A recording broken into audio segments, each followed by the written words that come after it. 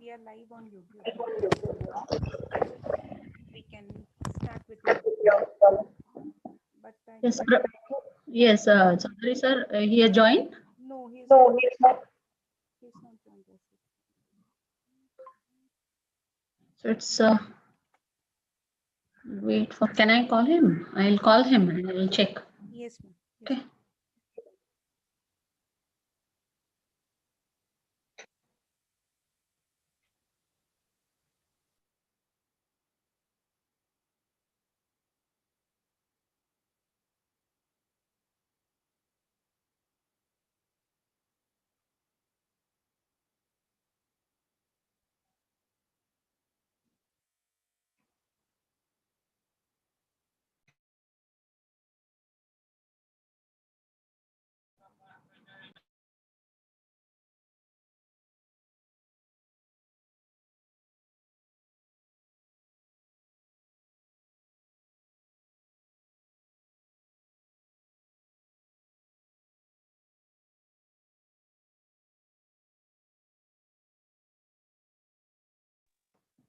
He's joining in a minute. Okay, ma'am. Okay.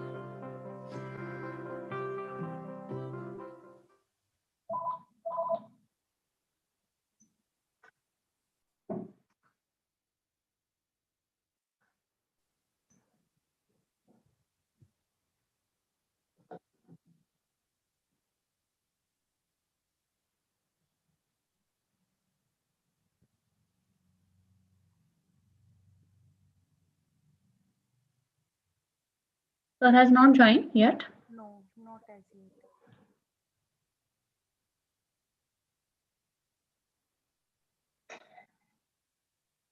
If he's joining with other name, then but he generally joins with his own name.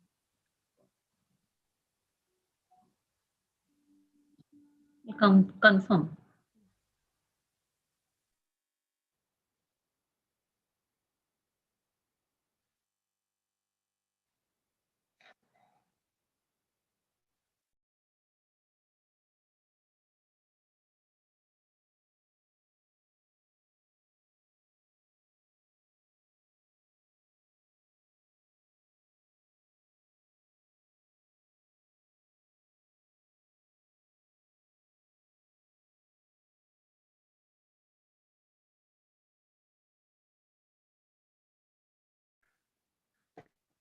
He said he is not able to join with that ID. Now he is opening his mail and he'll come see what is to be done.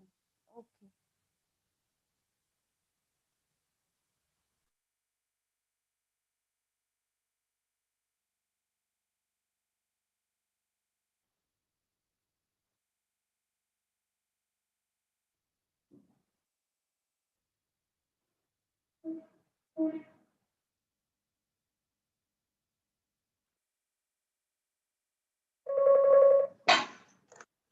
Hello.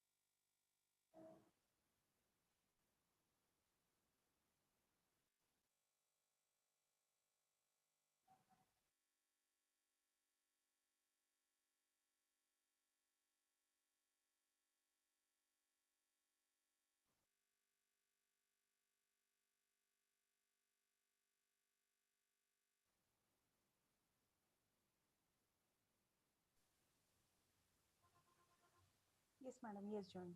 Yes, John. Okay. Hello, madam. Yes. Yes. Good morning, sir. Good morning. चलो. Sorry, थोड़ा सा technical issue होता है. No problem, sir. No problem. चलो. Ramandang sir आले. Yes. John.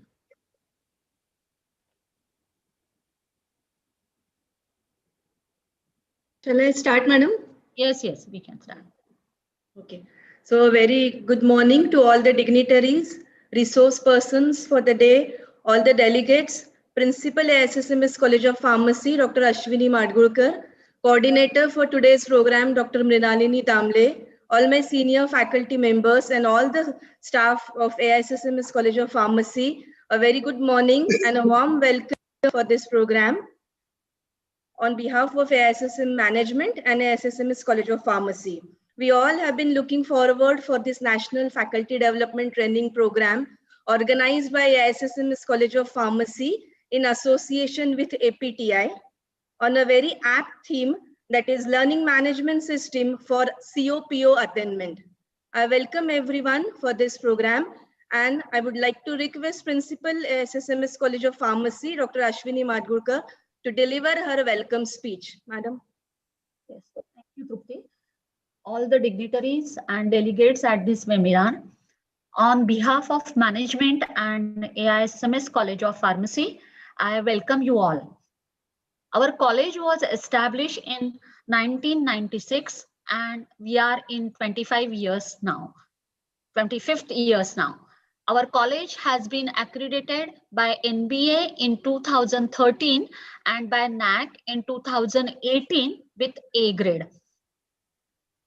The college management, especially our honorary secretary, Shri Maloji Raje Chhatrapati, has been a motivator and strong supporter in this journey. We understand that college teachers are pillars in the progress of the institute as well as the development and progress of students. So, the training of teachers is essential for this continued improvement in student performance. When IQSC of our college faculty proposed faculty training program in core subjects like quality of question paper for learner evaluation and mapping of COPO attainment, we approach APTI for the benefit of pharmacy teachers across India. I really appreciate that APTI President Dr. Praveen Chowdhury as well as APTI Secretary Dr. Raman Dung accepted the proposal immediately. I am really thankful to them for this, this particularly given the for conducting this program. I am certain that I am very much sure that all the teachers will immensely benefit with this webinar. I welcome you once again, all of you. And now I hand over the charge to Dr. Damle to tell you more about this webinar. Thank you very much. Thank you, madam. Thank you again for setting the tone of the event today. All the dignitaries, my fellow teacher delegates, a very good morning to one and all. I welcome you to this faculty development training program organized in association with APTI today. We, the teachers at higher educational institutes, have to don many hats, perform number of multiple tasks, say maybe of a teacher, mentor, researcher, documentation expert, administrator, and a perpetual learner. Being a continuous learner was a fact that was proved very recently, late, say 6 months ago, when in March, due to COVID-19 pandemic, we were expected to learn that too very quickly, different ways of online teaching, various online platforms, developing and uploading teaching material, monitoring online attendance, so on and so forth. But our basic role as a facilitator surely involves teaching the students, our learners, and ensuring that they are able to attain the ultimately all the program objectives are met and all the course outcomes are also attained. Our program objectives for the pharmacy include many of them, that is planning abilities, problem analysis, leadership skills, communication skills, modern tool usage, lifelong learning, in addition to traditional knowledge. Having learned various ways of online teaching that effectively, I think now it's the time to focus on evaluation aspect of it. Evaluation of whether we are able to help the learners to achieve their course outcomes, their actual expectations from the program that they have taken. Are we able to compute COPO mapping, attainment levels?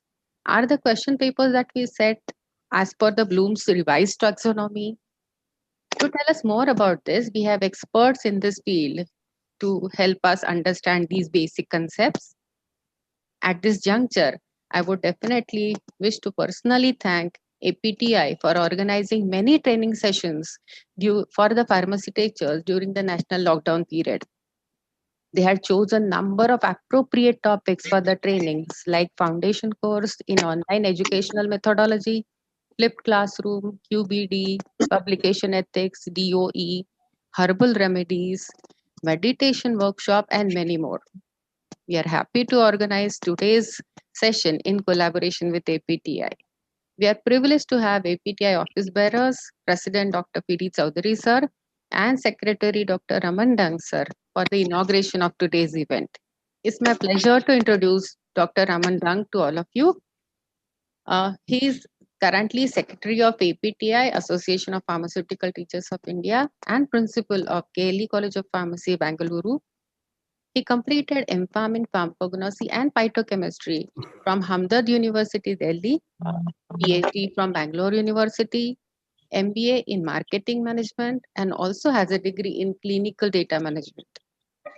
Before taking up principal's position at KLE College, he has worked as a registrar at Delhi Pharmaceutical Science and Research University for 2 years. He started his teaching career from Dayanand College of Pharmacy in 1992. He joined Al-Amin College of Pharmacy, Bangalore in 1999 and worked for 14 years. He took up the post of Principal Krupanidhi College of Pharmacy in 2013. He has 16 years of administrative experience and 25 years of teaching experience. He has expertise in various research areas, which include formulation and evaluation of NDDS and herbal formulations, drug delivery devices, pharmaceutical practices and policies, bioavailability studies, pharmacokinetic studies, and many more. He has an impressive list of 80 publications in national and international journals, has authored 4 books and contributed a book chapter. He has presented papers in 50 national and 20 international conferences and workshops. He has delivered invited lectures and chaired a number of scientific sessions. He has carried out several projects in collaboration with many leading industries and agricultural institutes. The research projects were first of its kind when they were taken up in Bangalore at the time. He is a recipient of number of awards and the list is very long. To name a few, he bagged his first gold medal for topping diploma in pharmacy. He received Best Paper Award at IPC Indore. He was given Best Oral Paper Award, Best Poster Award at APTI convention in 2005. He received Eminent Teacher Award during 21st APTI Annual Convention at Manipal in 2016. He was awarded International Fellowship for meritorious work in the field of environmental sciences in 2018. He has received a fellowship in admiration and recognition of contributions to academics and societies in 2019 by Association of Pharmaceutical Research. He is a recipient of AICTE research grant of 10 lakhs and also another grant by Rajiv Gandhi University of 1.5 lakhs. He has contributed to quality of publications by being on the editorial board and review board of number of journals. With so many achievements to his credit, Dr. Raman is surely an inspiration to young teachers today. I have just tried to summarize his number of achievements. I request him to say a few words on this occasion. Over to you, sir. Yeah, thank you, madam, for your kind words. It's a pleasure to be on your forum. Congratulations and best wishes to Dr. Miralini ji, who was connecting with me, IQSC coordinator, which is a very responsible job from AISSMS College of Pharmacy, Pune. This is a wonderful thing you have organized. That is a National Faculty Development Program in association with APTI. And this is really going to be an outcome-based program. APTI is always keen to associate where teachers are benefited. They are the prime body for teaching learning. And my congratulations are also due to Dr. Ashwini, principal of the college, Dr. P.D. Chaudhary, president APTI. They all need to be applauded for having thought of connecting teachers through this online learning process. Madam, the concepts of outcome-based education is important. No accreditation can be got or achieved without relating COs to POs. Very, very essential. POs are listed. We all are aware we need to reach to that level. Speakers for today, Shri Ajay Bhagwat ji, Abhijit Yole ji, have chosen the apt topics to relate the need of today's education, which is going to be purely outcome-based. There needs to be a skill development and program ability which can be measured, because performance is very, very essential if any program is taken into account. Then only excellence will be achieved. We need to have core pharmacy knowledge, develop planning abilities. There is always a need to identify the problem. Then only we can analyze it. Then only solution will automatically come.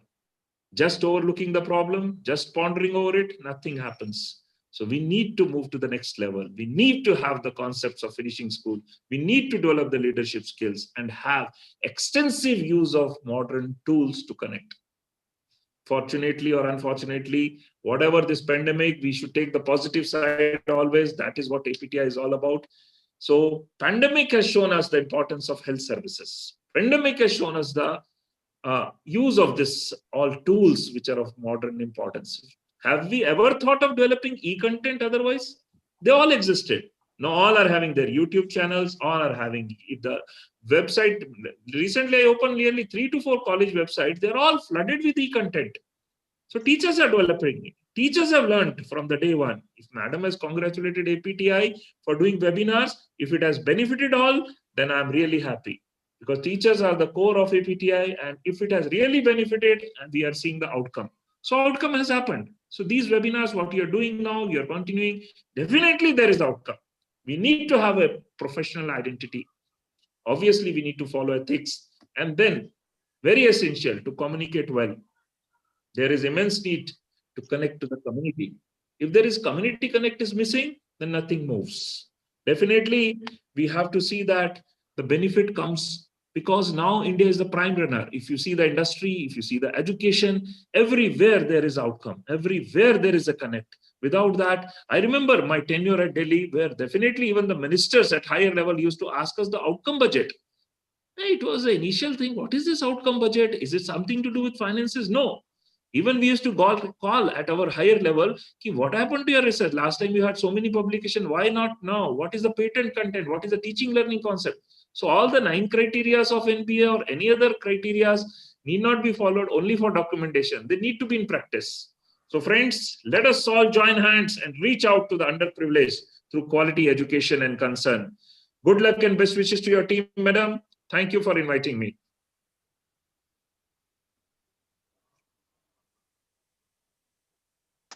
Thank you so much, sir, for your guidance and encouraging words. Now I'll hand over the session to Dr. Bhandari, sir. Yeah, very good morning to one and all. Today I have a privilege to introduce to one of the legendary personality in the field of pharmacy profession, Dr. Praveen Chaudhary. Born in 1972, in this period of his 49 years of his age, he has lot many awards, rewards and achievements to present. Currently, he is professor in pharmaceutics and principal of Progressive Education Society's College of Pharmacy, Modern College of Pharmacy, Pune. As far as academic qualifications are concerned, Dr. Chaudhary passed out all the degrees with first class and distinction grade. Completed his PhD in 2008 from Bundelkhand University, Jhansi. He did his master's in pharmaceutics in 1996 from NDMP's College of Pharmacy, Nashik, Pune University. He did his master's MMS in marketing in 1997 from Bharati Vidyapeeth IMRD College, Pune. Did his BPharm from Bharati Vidyapeeth Pune College of Pharmacy, Pune University.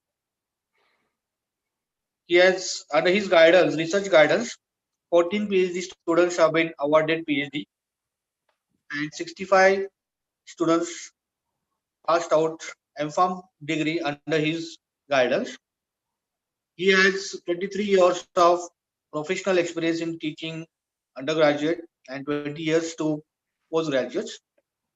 He has 1.5 years of industrial experience too. He has very good number of patents, publications and presentations to his credit. Around 4 patents are filed, 2 are granted, 156 research publications, including 25 review articles. He has made 15 presentations, very good cumulative impact factor index of 106 as per JCR 2006 and Thomson Reuters. He has 2,471 citations to his research publications, has 24 H index, 65 I-10 index. He has published 6 books.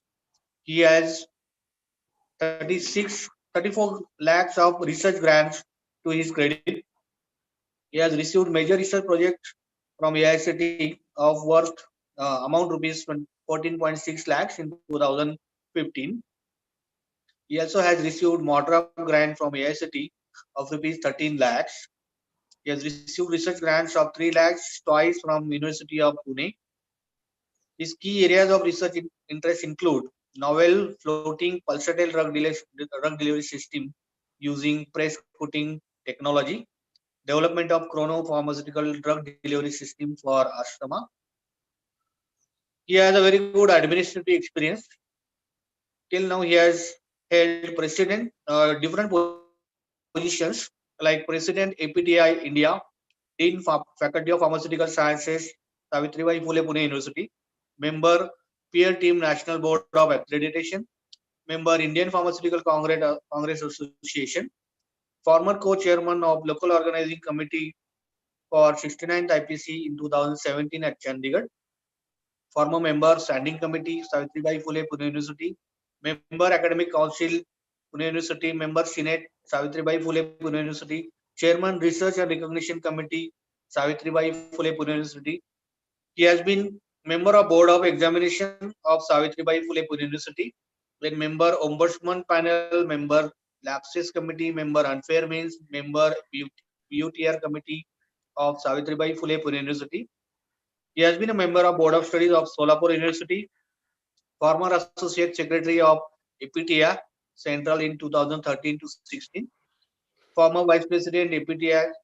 He has served the role of subject expert for different assessment of proposal of pharmacy under scheme of minor research project of University Grant Commission under 12th plan.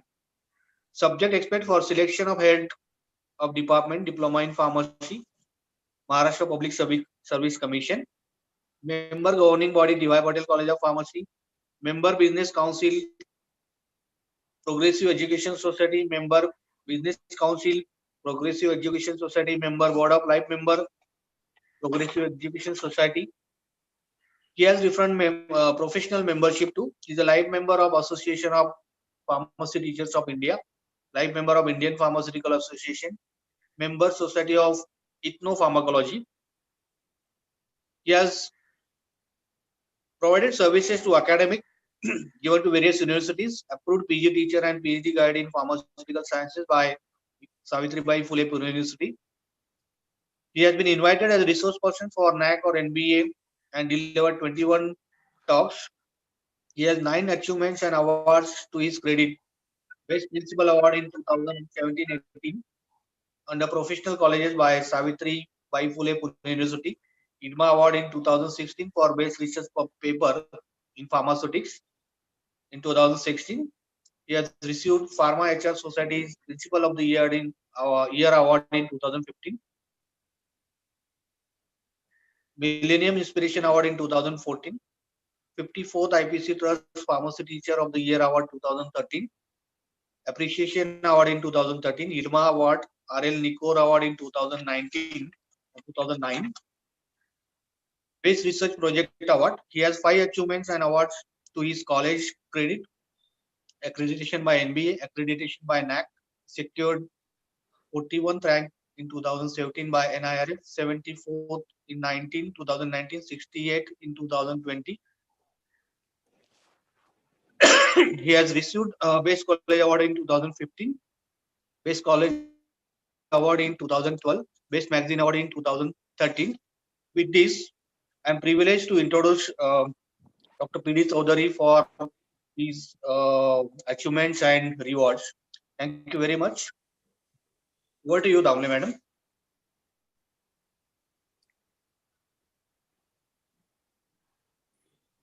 Hello. May I request Chaudhary sir to say a few words on this occasion of inauguration? Thank you, Sashikant, for introducing me. My esteemed colleague of APTI, Dr. Raman Dang,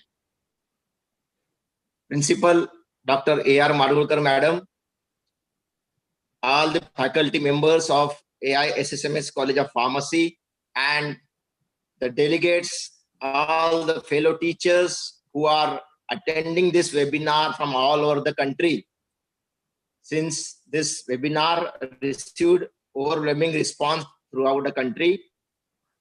Very good morning to one and all. It is really a pleasure for me to be a part of this inauguration function of national webinar organized by IQSC cell of AI SSMS College of Pharmacy in collaboration with APTI on learning management system for CO and PO attainment. At the outset, I would like to congratulate Dr. A.R. Madhukar Madam, Coordinator Dr. Damble Madam, and all the team of dedicated faculty members of AI SSMS College of Pharmacy for organizing this wonderful event, taking initiative. Secondly, for showing the concern in updating and upgrading our aspirant teachers with the knowledge of outcome-based education and their attainment through the learning management system. Friends, I have witnessed the growth of this institute. Now they are celebrating 25th year, Silver Jubilee year. I'm very proud to say the AI SSMS College of Pharmacy is one of the best institute imparting the quality education beneath the umbrella of Savitribai Phule Pune University. Under the dynamic leadership of Dr. A.R. Madhukar Madam, the institute has carved a special niche in imparting a quality pharmacy education by securing a rank in top 100 pharmacy colleges in the country. Coming to the topic of today's webinar, this webinar on learning management system for COPO attainment, I have given 7 to 8 minutes by the organizer. I will focus on what is the OBE, the history of OBE in our country, development of outcome-based education in our country, and what are the benefits of outcome-based education. Since the speakers, resource persons of today's webinar, they are going to cover, Mr. Ajay Bhagavat will speak on the designing aspects of CO, and Mr. Abhijit Yaule will be focusing on COPO attainment through learning management system. Friend, the main purpose of our education system is imparting knowledge to the learning community. A good educational practice should provide a flexibility for various types of learning community. And today's modern learning community find the traditional educational system as dry due to the technological advancement and societal changes. The modern learning community needs a facilitator, as discussed by Dr. Damle, who can create such an environment in which the learning community has all the tools for attaining the course outcomes.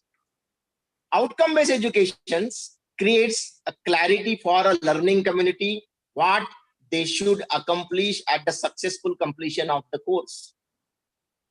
Hence, the OBE system is capable of measuring each and every assessment which is done by the learning community. In OBE approach, outcomes about performance, and this implies there must be a performer, a learner, and not only a teacher. And secondly, there must be something performable to perform. That means something need to be demonstrable or accessible. The focus in OBE mainly on performance and not on the activity or the task to be performed. In OBEs, two important purposes which reflects its underlying philosophy, that is success for all the students and faculty. The purposes are, it ensures that all the students are equipped with the knowledge, competence, and qualities needed to be successful after they exit the educational system. And second purpose is structuring and operating the schools so that those outcomes can be achieved and maximized for all the students. Indian education system has already headed towards the outcome-based education approach, with the local accreditation body, National Board of Accreditation, heavily focusing on adoption of OBE approach for all the engineering and pharmacy programs in India from 2013. From 2013 onwards, the programs to be accredited must be based on OBE approach. So if there is no OBE, there is no accreditation. OBE concept is important for achievement of higher order learning. The faculty members in higher education institutions do not have a proper understanding of OBE concept, and the faculty members who follows a traditional teaching learning process that fails to achieve the outcomes desired from the program. This concept of OBE was originated in 1950s with the movement towards setting educational objectives. Ralph and Taylor in 1949, they identified the importance of formulating clearly defined objectives for systematic planning of the learning experience with the focus on what the student should be able to do after completing the learning process and mastering the content. Subsequently, in 1956, Bloom and his colleagues developed a well-known Bloom taxonomy to conceptualize the intellectual objectives aimed at expanding the cognitive domain involved in the learning process.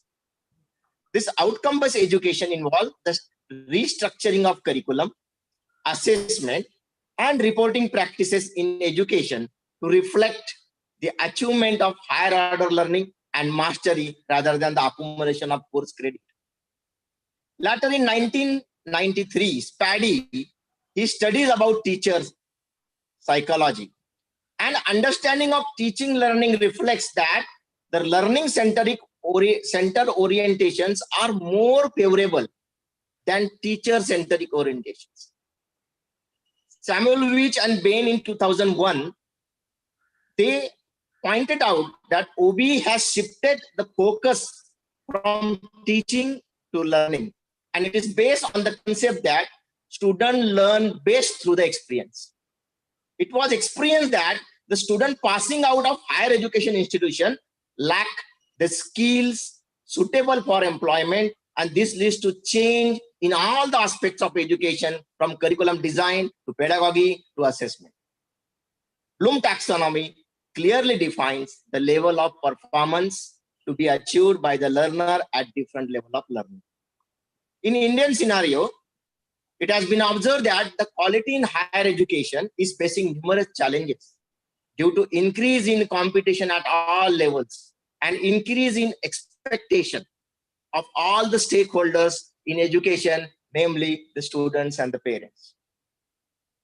Outcome-based education can primarily be distinguished from the traditional methods of education by the way it incorporates three elements. First, theory of education. Second, a systematic structure for education. And third, a specific approach to the instructional practice. And hence, OBE mainly focuses on the various skills when developing curricula and outcomes like life skill, basic skill, professional skill, vocational skill, intellectual skill, interpersonal and personal skill. Last, I would like to focus on the benefits of OBE. The first benefit is clarity. It focuses on outcomes, creates a clear-cut expectation of what need to be accomplished by the end of the course. Second, it provides a flexibility. OBE does not specify a specific method of instruction, leaving instructor or a teacher free to teach their students using any method. The third benefit, comparison. The institute itself can compare with the other institution so far as the CO and PO attainments are. On an institutional level, the institution can compare themselves by checking to see what outcome they have in common and find places where they need to be improved, where they need improvement based on the achievement of outcomes and at the other institutions. Last but not the least, the very, very important is OBE provides a good opportunity for involvement. So increased student involvement allows students to feel responsible for their own learning, and they should learn more through this individual learning. Hope this national level webinar on learning management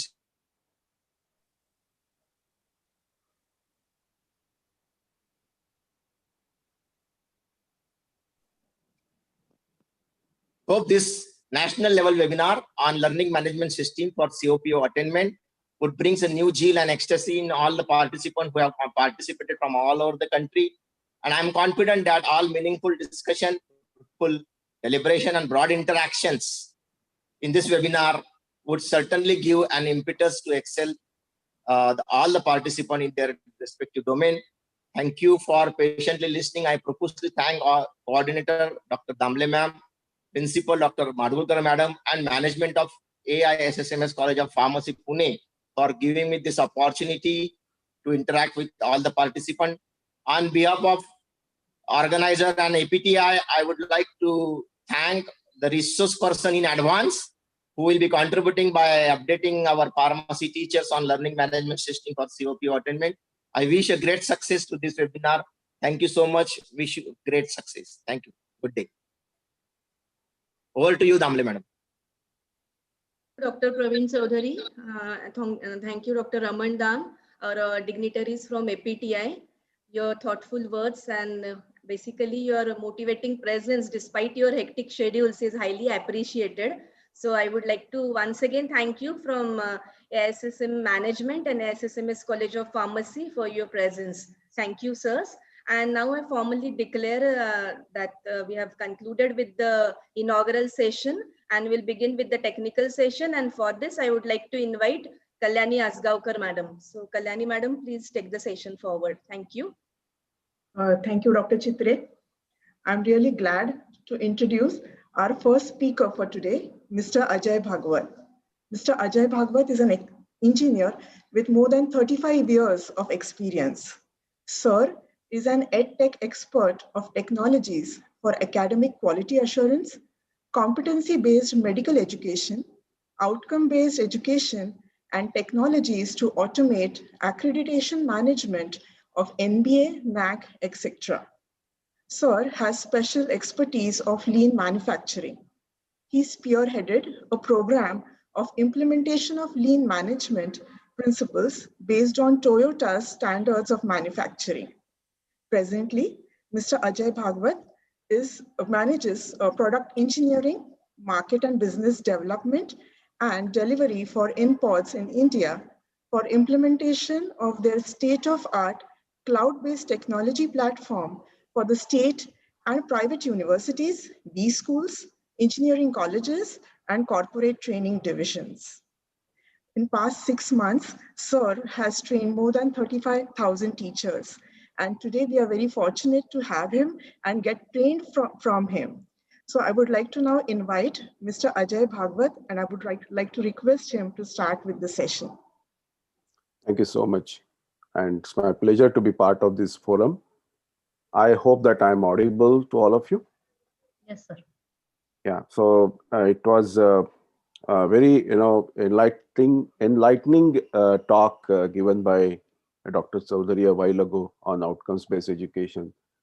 And that has set the tone, and the bar of the this webinar has gone up multifolded, and I have to now take that into account when I interact with all of you always, and I will try to meet the expectations of this webinar. I mean the FDP.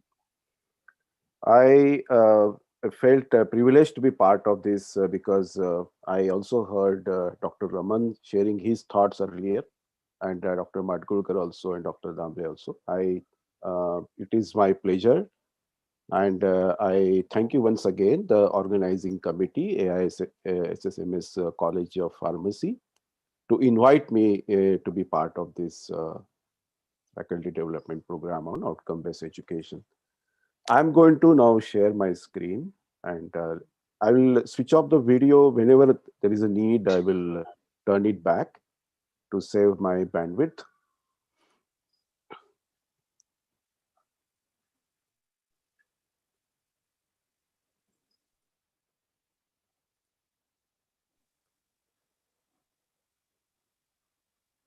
Is it visible? Yes, sir. Yes, sir. Awesome.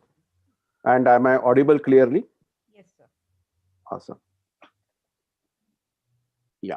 So I think what has happened is Dr. Praveen Chaudhary has really, clearly mentioned many aspects which I was anyway planning to cover, and he has made my job pretty simpler to, and quite a few concepts that he shared and the ideas and the benefits of outcome-based education were very nicely articulated by him.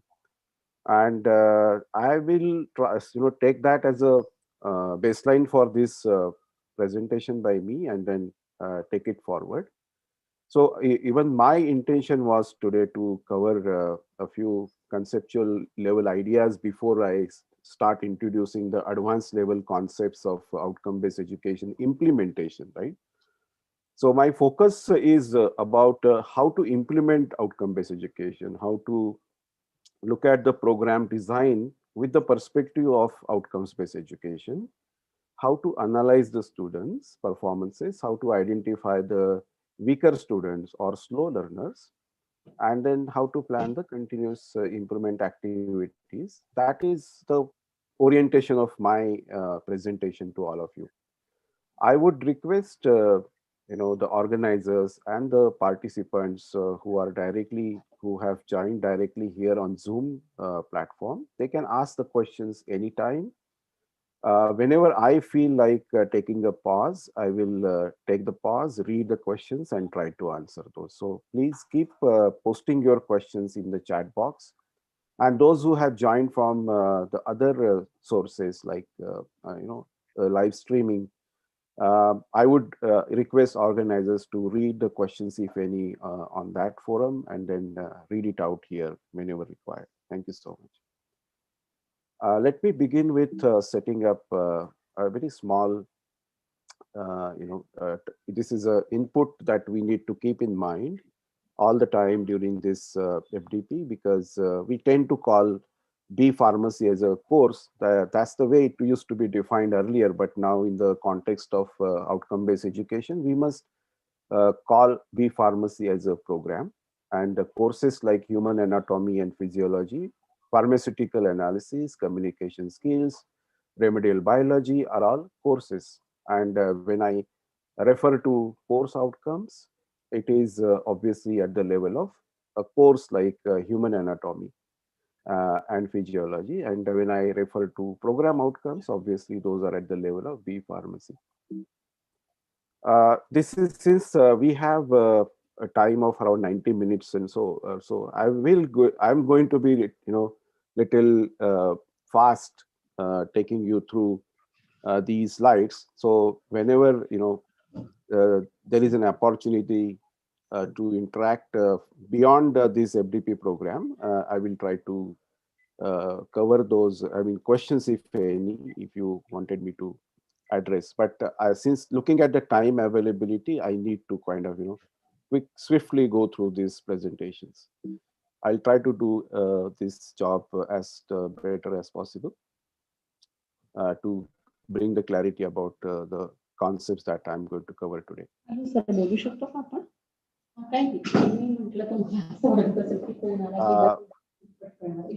There is some background noise. Dr. Chaudhary has already, covered these primary concepts of outcome-based education. In the way I look at it is that OB is about identifying the course level outcomes and the program level outcomes, measure those continuously, analyze those continuously to be able to take decisions about the curriculum. And OB is about the continuous improvement. So this measurement analysis is a continuous activity, and this is going to be there forever. There is, once the data of outcome-based OB analysis grows, year after year, it becomes richer and richer, and it gives you far more insightful inputs from the analysis of the data from various batches in the past. past, and you can do longitudinal analysis, you can do trend analysis. You may find some kind of problem areas, hotspots that have been consistently observed in the previous batches also. So you can do predictive analysis also based on the inputs that you would receive from the data analyzed in the past. And these are the benefits that come in picture when OBE is implemented correctly. In addition to that, you will have to take this beyond. Once the primary environment of OBE is set up and analysis begins, and the analysis is now is kind of giving you inputs for you to take decisions about the curriculum, decisions about the assessment of the students, decision about the remedial actions to improve the outcomes of the students. Once that begins, and then this data becomes richer and richer as you continue your activities of analysis. And then you can start introducing the statistical process control also, which is also part of any analysis, data analysis, and that those concepts also have to be introduced progressively when you are completely into analysis with the help of the OBE framework that you would establish.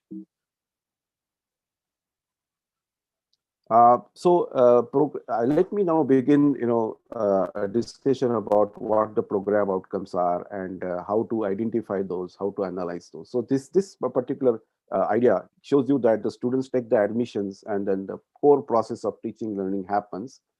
And when the student as a product goes out of the institution after completing the undergraduation or the graduation programs, they possess certain characteristics which are defined into three categories of program outcomes, which are knowledge, skill, and attitude. These terms are derived from a little higher level concept called a concept which is called as again, it's a cognitive activity of absorbing knowledge, and psychomotor activity, which is about skills, and affective domain related characteristics, which are called as referred to as attitude when we refer it to program outcomes in outcome-based education. But essentially, these are directly related with cognitive activities, psychomotor activities, and affective domain related characteristics of the human beings. And the reflection of these ideas, these domains, are they taken into account when we come out with a set of program outcomes for our program. If you look at what these program outcomes are, I'm pretty sure that all of you must be already familiar with what the program outcomes are for pharmacy undergraduate program. But when it comes to thinking about how should I measure those outcomes, are there any ideas that are already defined somewhere in the specification? Is there any way to assess each and every student's program outcome attainment?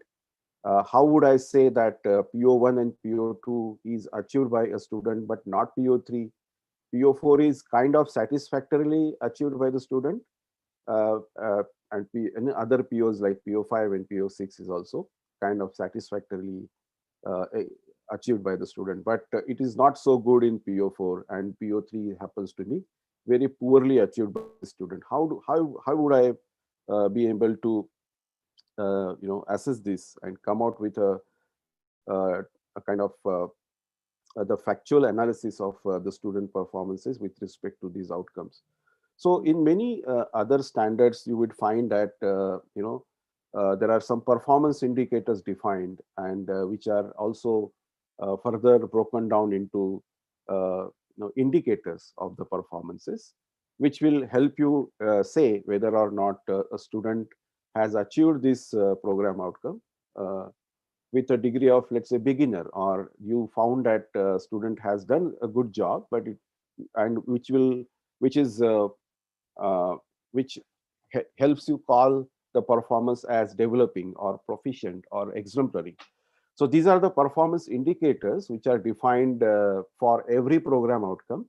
And then these are taken into account when you could say about something about whether or not the student has achieved the program outcomes related to the undergraduate program, for example. Because it is not possible to have a binary answer like yes or no when you try to analyze the program level outcomes. It is not possible. That is the reason the education researchers, the outcome-based education researchers, have come out with this idea of performance indicators and the scale on which these performance indicators could be spread onto. And this scale typically is used. It is also called as Likert scale.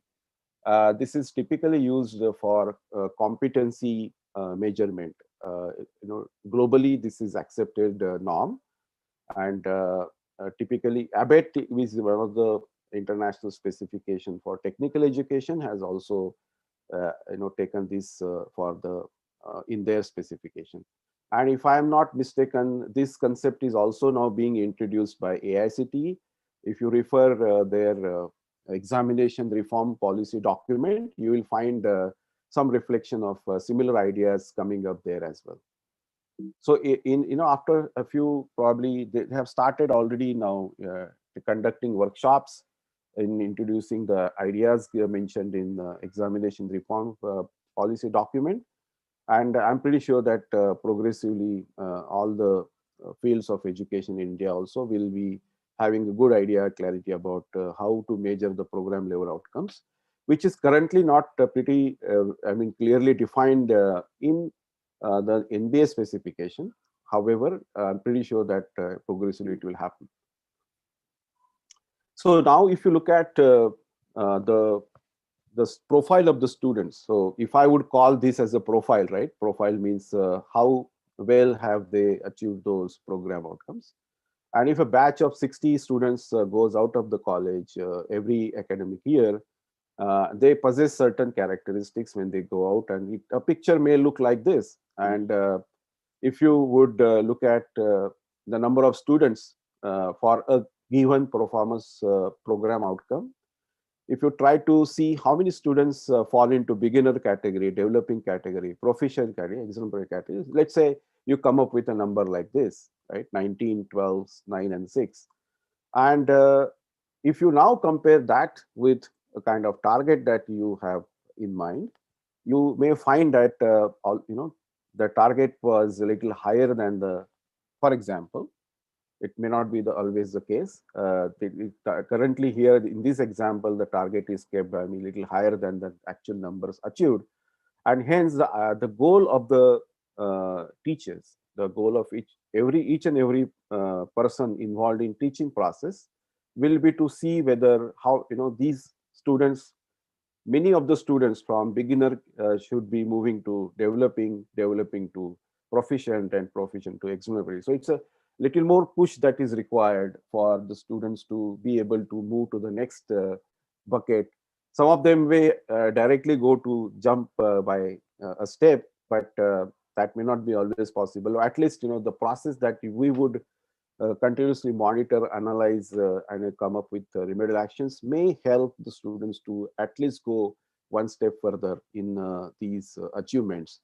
And if this is the idea that is applicable in the case of one program outcome, it could be also applicable to any other program outcome related to knowledge, skill, and attitude categories of the PU. So at the end of the analysis, for every academic batch that is currently going on, you will have to have so many, these rubrics, I will call it as a rubric to measure the performance of the students. Every one rubric has to be associated at least with every program outcome, and the measure of the student performances have to be done with respect to the performance indicators, which you will have to define to say whether or not the student is falling into category beginner, developing, right, and other categories which are defined in your rubric. You may have 3-level rubric, you may have 4-level rubric. It is entirely the strategy and the outcome design, outcome-based education framework design done by your institution. in my opinion. That's flexibility is available, but you may start with some already agreed baseline, in some other field of education, higher education, and you can start that with that as a baseline quickly to start your activities. Any questions so far?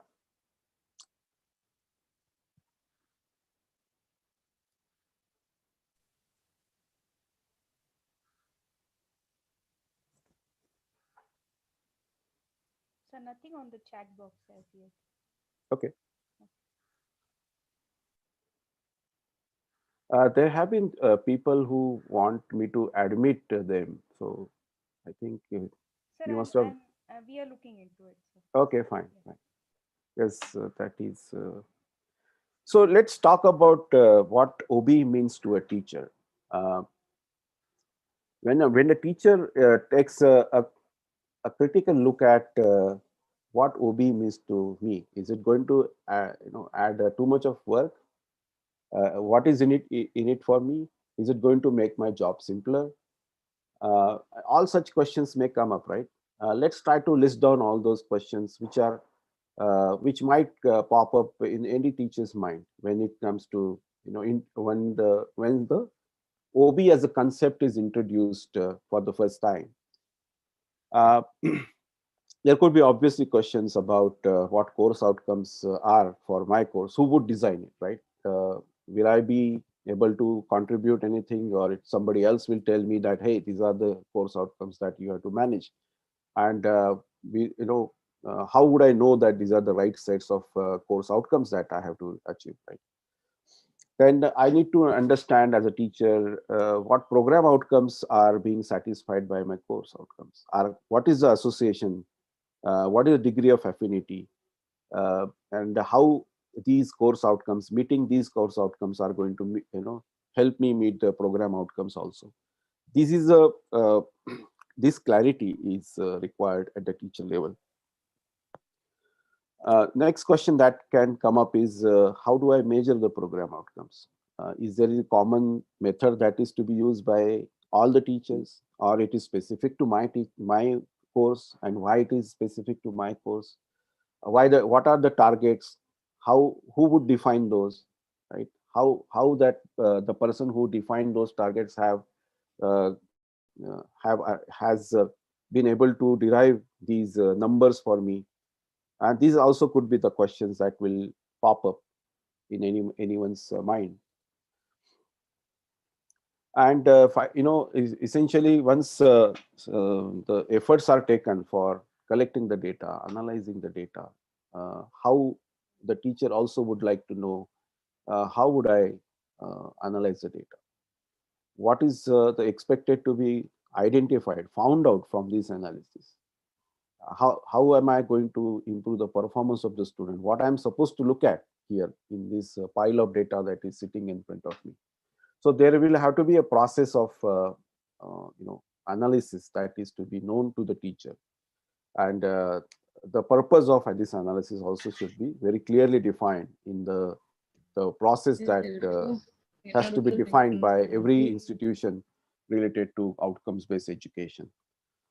So these are the potential questions that may come up in anyone's mind when outcome-based education is introduced for the first time.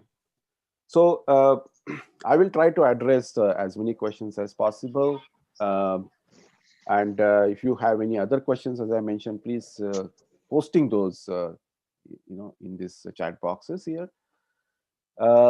Let me now start this journey of this FDP with introducing a case study. And then this case study will be the central idea of the discussion to follow. And that so my request to all of you would be to relate the concepts that we are going to discuss progressively with this case study all the time.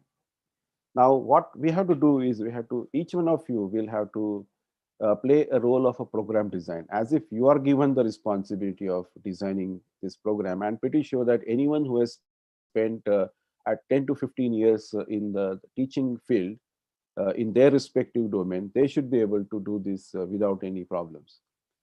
this particular activity. I mean, so let's say that there is a task given to everyone that they have to come up with a completely new program design.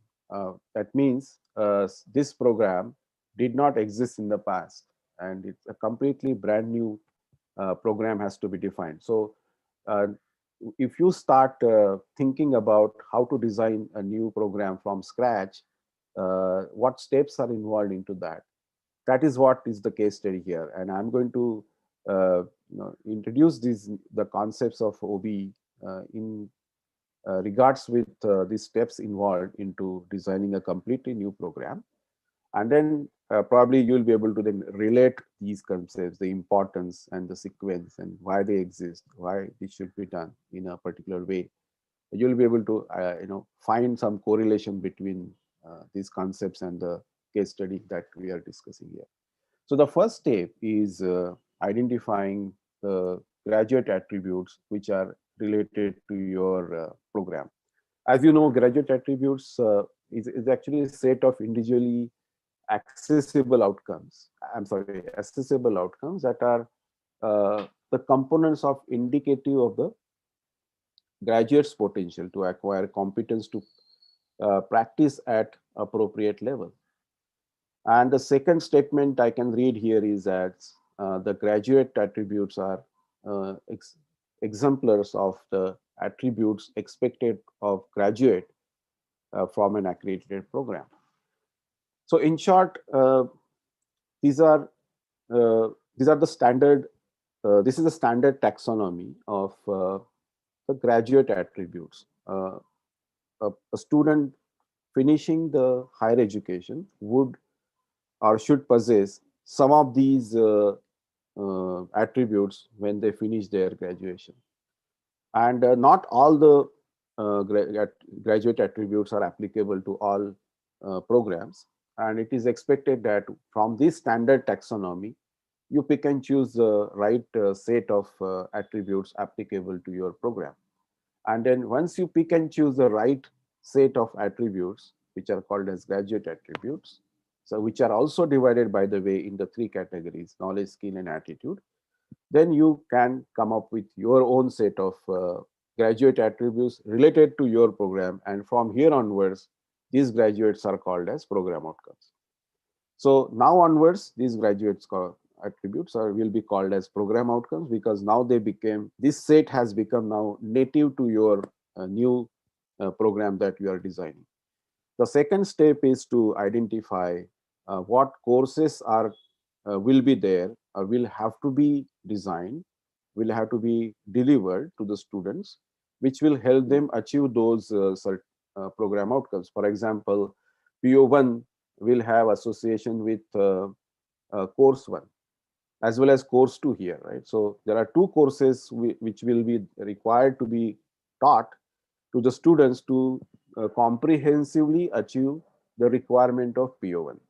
Likewise, for the PO2, which is part of skill category, again, there are two courses, course 3 and course 1 is required to be delivered to achieve the PO2. So likewise, you can see that there are courses and there are program outcomes which have to be mapped to each other to create a program articulation matrix, which is that is to define how the program outcomes will be achieved by the students when they finish, when they graduate from one semester to other semester. I know that semester is not the comprehensive term to to define the term, because many times it is trimester, sometimes it is yearly, and sometimes it is semester, but I tend to call it as semester because of my habit. So, but I mean that, basically a term, a unit that is identified as a part of your curriculum design, through which the students learn the courses and they attempt their end term exams and move to the say next term. And when you create a matrix such as this, it gives you a kind of idea of how your program outcomes are being achieved. through these courses. Now, we talked about the categorization of the program outcomes here, which are divided into knowledge, skill, and attitude. So when you think about the program outcomes, which are falling into the category of knowledge, such as understand the nature and the basic concepts of cell biology, biochemistry, taxonomy, and ecology. So let's say this is a program outcome that you want to think about, and then identify what courses you will have to design to be able to deliver this knowledge. So you would realize that this is a foundational level knowledge for the faculty of education that you are designing the program for, and you would require some courses which may deliver the factual and conceptual knowledge, right? And not procedural knowledge, because right now you are focusing on some foundational level concepts. So that's the way you would kind of try to uh, think through and come up with the right set of courses for knowledge category program outcome. For the skill category program outcome, for example, foster analytical and critical thinking abilities for our modern tool usage.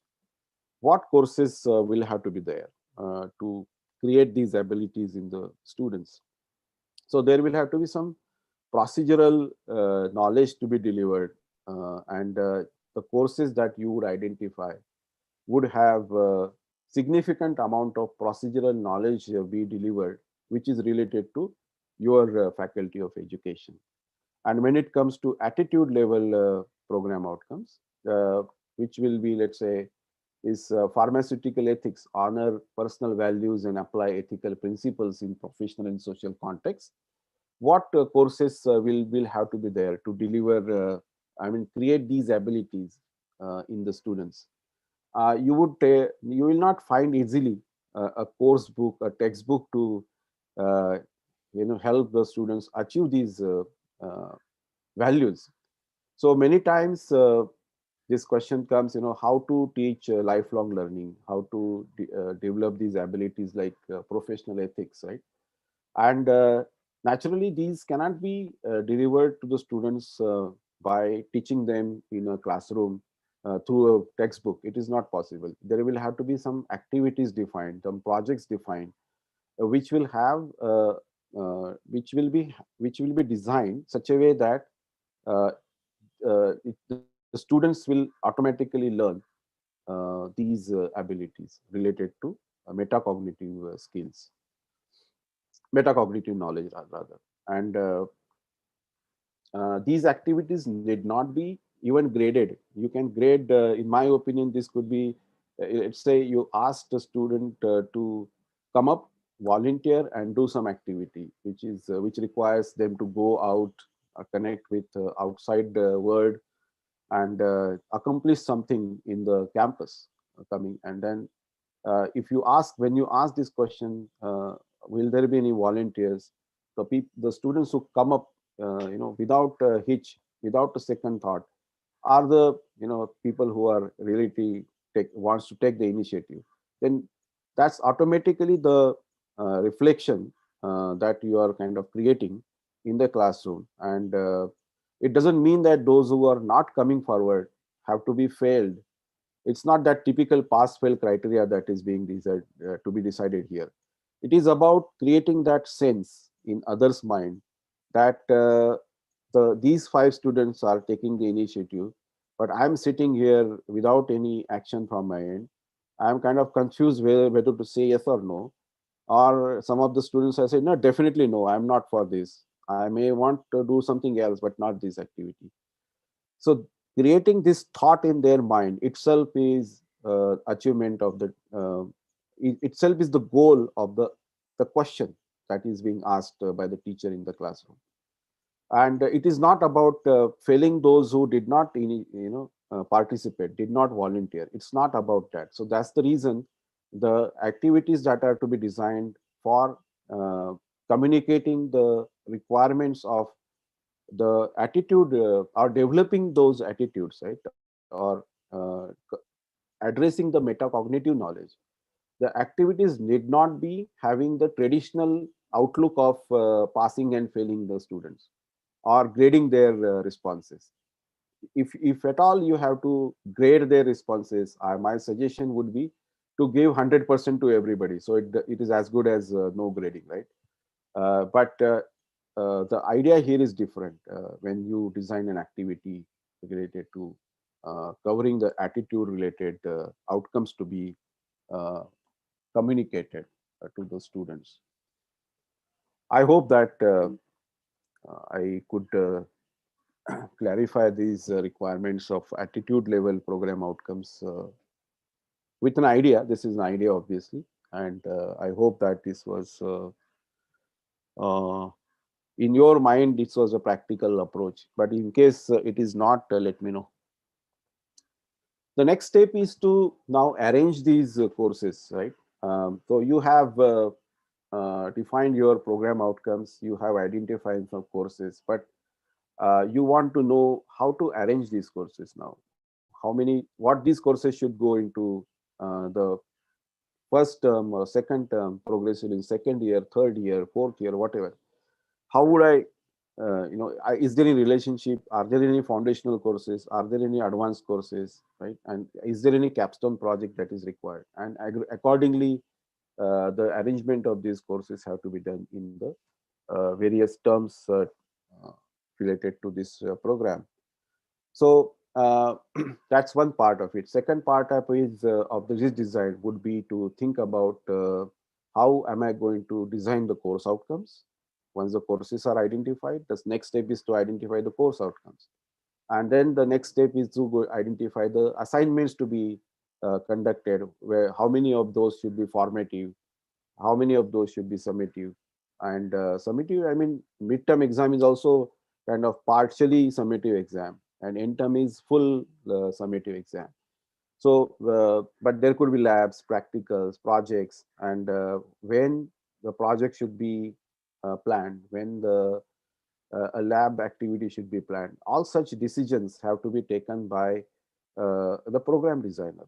And then once the structure of the assessment is defined, then the next step is to identify the questions to be asked, and then the question about the quality of the question comes up.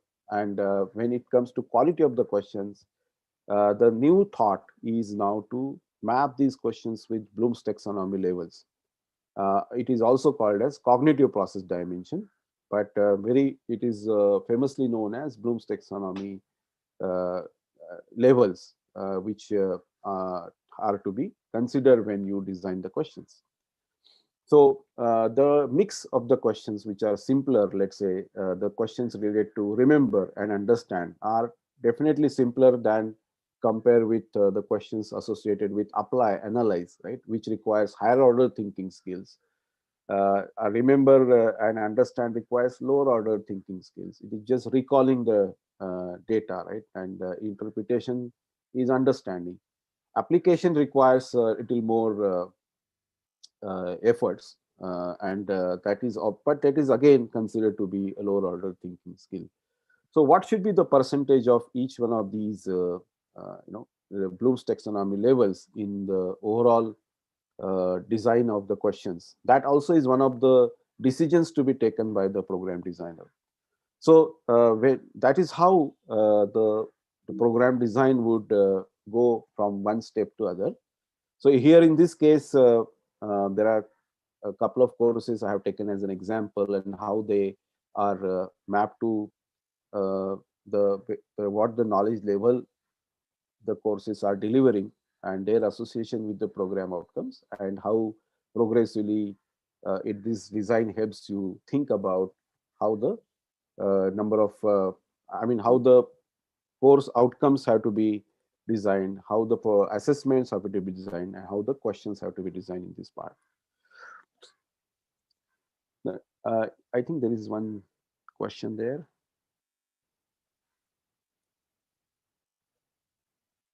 Okay, what is the difference between the POs and the PSOs? Actually, there is no difference as such. They POs and PSOs fall in the same I mean, they're at the same level. Program specific outcomes are the ones that there might be a situation like, the graduate attributes, as I mentioned, it's a standard taxonomy. And you are referring that as a baseline for coming out with your own set of program outcomes. Now, you are still, as a program designer, you are still not satisfied with the standard taxonomy of graduate attributes.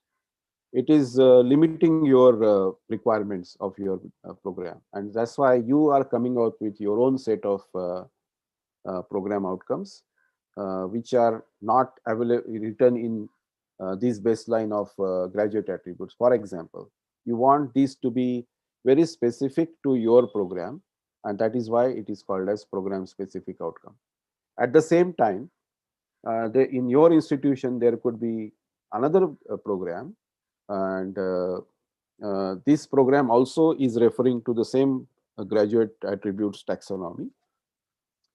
And they will also pick and choose some 5 to 10 program outcomes from the graduate attributes list. And they can also have another set of extended set of outcomes, which are called as program specific outcomes. So there are two programs, program A and program B.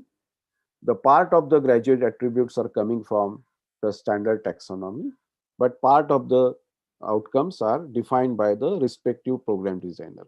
And these are specific to that program. The program B also will have the specific program outcomes, and program A specific outcomes and program B specific outcomes will be different than each other, right? So that's the best way to describe what is the difference between POs and the PSOs. As far as the teacher is concerned, when they look upwards, to what the program level outcomes I am supposed to achieve, they are same. I mean, they all are program outcomes. There is no need of further, distinguishing them once the program is designed. It is unnecessary confusion actually that gets created. But as once the program design is frozen, all program outcomes are program outcomes. There is no need of identifying unnecessary a separate program specific outcome. It doesn't mean anything really when it comes to designing a framework for achieving the outcomes, measuring the outcomes, analyzing the outcomes. They are all part of program outcomes. So once those are defined, in my opinion, there is no need of any further distinguishing them and keeping their identity separate as always PSOs, PSOs, PSOs. And that is unnecessary, creating any confusion. So once the defined program designing is done, this identity should be removed, and they all should become part of POs only. The next step is that comes in our way when we design the program is course outcomes. And for that, we have to pick one course, think about what knowledge this course is delivering, and then think about what course outcomes have to be designed. I'll give you a very simple, unique technique that we at INPODS have designed and communicated. And one of the faculty members has tried applying that technique, and she could come out with a very nicely designed document which shows that this idea that we are communicating is really applicable to any faculty of education. So course outcomes are, as you know, these are the attributes, the characteristics are to be achieved by the students at the end of the course. The program outcomes are at the program level, course outcomes are at the course level, and they also have the inheritance of the categories of the program outcomes, which are knowledge, skill, and attitude, right? The same inheritance of this categorization will be found in the design of the course outcome as well. And since course outcomes are supposed to be measured, not the program outcomes directly per se, here that is why these statements have to be designed such a way that those are measurable. Should not be vague and doesn't it should not it should actually communicate the teacher and the students both that how the teacher is going to measure whether or not the students are achieving or not achieving the respective course outcome. So uh, how the course outcomes could be designed such a way that they are measurable also could be now seen in the technique that I am going to communicate here. So now think about the course that you are teaching. Typically the course is divided into these units of syllabus, right? So these are the this is the way traditional way of dividing the syllabus into the units of the the syllabus to be covered, which are typically there are 5 to 6 units in a full credit course. And if you look at these units, you will be able to identify what knowledge these units are delivering. These are the knowledge dimensions that we were referring earlier: factual, conceptual, procedural knowledge, or metacognitive knowledge. And if you look at carefully each unit, you'll be able to identify these knowledge dimensions which are being covered by these units. So now if you try to group them, if it is possible, I'm not saying that it is always possible, but if you try to just group them and name them appropriately after you group them, if it is not possible, doesn't matter, but as idea is to come out with a concise list, size of knowledge blocks. So they represent a certain knowledge that is being delivered to the students, and you may identify these knowledge blocks by create naming them appropriately. For example, introduction to database, this could be a name given to the factual knowledge block that is identified by the teacher. Likewise, you identify the name for the remaining knowledge blocks, and then once you arrive at these this breakdown and clarity about what knowledge is being delivered by the course, then think about how you are going to assess whether or not the students are learning. So Dr. Chaudhary has made a very important statement that outcome based education is about not about teaching but about the learning. So the mindset change is required is from that I have covered this syllabus, right, to what did the student learn. That is a shift in the concept from teaching to learning. So it is about whether or not student learned it, rather than whether or not I have covered these topics. So that is a shift that is required in the perception. And from this perception, with reference to this perception, I would like to say that once you finish the grouping of the blocks, it is the next step for the program designer is to identify what level of cognition, that is nothing but the Bloom's taxonomy level, I must assess the student at. So for introduction of the database, uh, you may say that I will assess the student at understand level. So the questions which I'm going to design as a program designer, I'll keep those at the understand level assessment. You may say that the second block of factual knowledge, I want them to be tested or assessed at apply level. The third, apply. Fourth, analysis.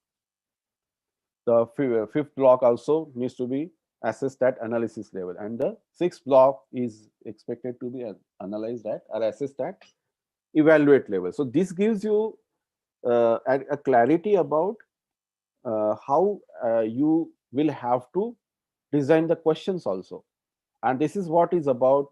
This is nothing but calling outcome making measurable. designing that to be measurable. So I'll tell you how course outcome statement suddenly becomes measurable. For that to be measurable, this breakdown and application of this concept is required before it becomes a measurable course outcome. So I hope that until now the things are clear.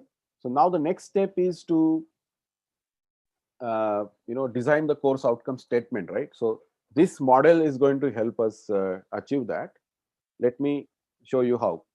So now keep this in mind, the grouping of the blocks and the desired level of cognition. These are very important two steps that are required for course outcome designing. And let me re-emphasize here that in the outcome-based education implementation, uh, a mistake in designing the course outcome completely disturbs the balance of the implementation of OB, and you do not get the right outputs from your analysis. You start losing the interest and you start thinking that this is nothing but another compliance to be done for the purpose of accreditation.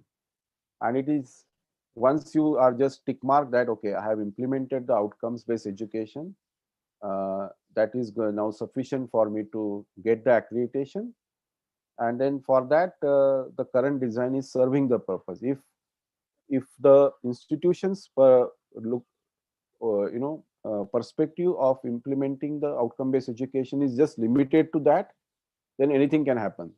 But if you want to really capitalize on the efforts being taken by everybody in the organization in collecting the data, analyzing it, and helping the students improve their learning outcomes, then the most important step to take is carefully design the course outcomes. And once that is done, everybody starts seeing and experiencing the importance, and also they would get the insightful inputs from the analysis of the outcomes progressively, and that is when the that is when the real essence of outcome based education could be experienced by everybody. And then the efforts taken in the direction of implementation uh, could become justifiable, and everybody would start enjoying that instead of just looking at it as a compliance. So here, once this important step of identifying the grouping of knowledge box and desired level of cognition is identified, the next is to uh, kind of trying to identify what the action verb that has to be associated with the course outcome statement.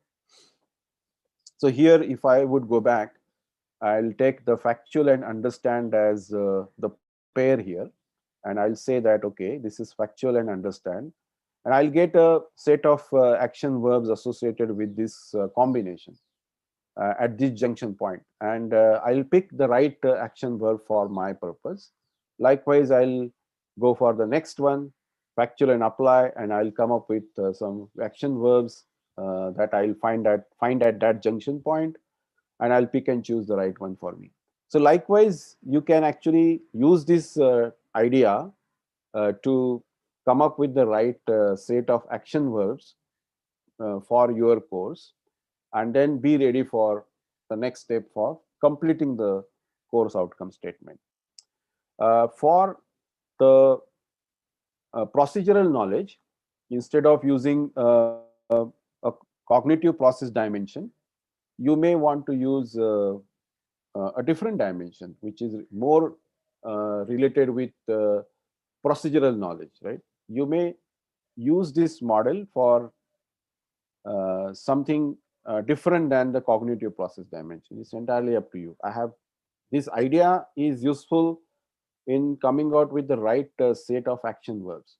Likewise, you may say that for attitude or metacognitive knowledge level, I cannot use cognitive process dimension. I must use a scale that is more suitable for defining the metacognitive knowledge. And I will use, instead of cognitive process dimension, I'll use a different scale here. That is also perfectly all right. And but however, the idea is to use the concept of three categories: cognitive process, psychomotor, and affective domain. These are the three domains which always will come in picture. These domains gave you three categories of the program outcome: knowledge, skill, and attitude. And the reflection of these three categories must be seen also in the designing of the course outcomes. Where if you have uh, in this particular course, there is no metacognitive knowledge that is specifically delivered. So that's why these knowledge blocks are missing metacognitive knowledge dimension here. If it had been there, you would have to use a scale related to metacognitive and knowledge, and accordingly you have to define an activity. For example, in this case, uh, valuing, expressing a belief or attitude, right? Take a position. So let's say for making the students aware of such a value about expressing a belief or attitude, right? We are preparing the student, you are helping them assess themselves whether or not this value system exists in them, right? Let's say this, you planned an activity which is about uh, a group discussion. So you divided the class into 5, 10, or 3, 4 groups, and you gave them a controversial topic to discuss, right? And then you are observing how what stand students are taking, what is their value system is being expressed. Some of them are not able to communicate anything. And as I mentioned to you earlier, it is not about, such activities are not about the traditional way of passing or failing the students. It is about creating that self-assessment trigger, uh, which will help them to know, assess themselves that, hey, I'm doing this really, uh, I'm good at it. And somebody may not be able to come out, express clearly, and that itself is a self assessment by the student, and the student should know that, hey, it's a problem for me, I'm not able to communicate in groups. I'm okay with communicating when I'm talking with my friend, but if I'm grouped with individuals who are not so friendly connected with me, then naturally I'm unable to express my ideas and thoughts. And this itself is a realization, and that itself is a goal of such an activity. And it is not about passing and failing student, but again, as a requirement of the program designing, such an activity has to be designed to communicate and deliver these uh, kind of requirement of program outcomes achievement. So if at all you want to plan a metacognitive knowledge level activity, there is a different model that I mean, different in the sense the model is same, but that here this dimension could be different in that case, and based on that you can design this activity. So when you come out with a finally kind of action verbs, depending upon what kind of knowledge block you are delivering and what level of cognition you are going to use for the assessment of the student performance, you can define the action verb is in this manner, right? So now you are now done with identifying knowledge blocks, desired level of cognition, and the action verb. And these three important parts, pieces, have to now come together to form a course outcome statement. And let's see how it happens. So the course outcomes design requires 4 components. One is action, second is knowledge, third is condition, and fourth is criteria. Action verb is already identified by us, right? In our earlier, and knowledge is also identified. This is nothing but the knowledge block. And this is the reason I asked you to name it appropriately. For example, introduction to databases is the name given to that knowledge block, and that is what is to be used here. So when I go back here, this was introduction to database knowledge, right? And then determine is the action verb I am going to use here. So determine, and then the appropriate knowledge block name should appear. And if you want to have condition and criteria also part of it, although this is optional, but that makes the statement more powerful, more clear, and that's why many educators tend to use the condition and criteria as well in their course outcome designing. So here I have a video which shows you, how a teacher has actually used these ideas for a course of a database management system. So now these are the this is the technique, action, knowledge, conditions, and criteria used by her. But prior to that, these are the contents of the book, and then she identified the knowledge blocks by coloring those, and these are the knowledge blocks. And then she tried to group those appropriately, and then desired level of cognition is also identified in this manner. And then action verbs are identified, and these action verbs are then mapped here. And she then easily came out with the course outcome statements like this. So there are 15 course outcomes statements associated with this course. And then once that is done, here she could also come up with this how the questions have to be now defined based on the course outcome statement she has designed. And then these are the rubrics she is going to use for assessing the student performances for the continuous improvement.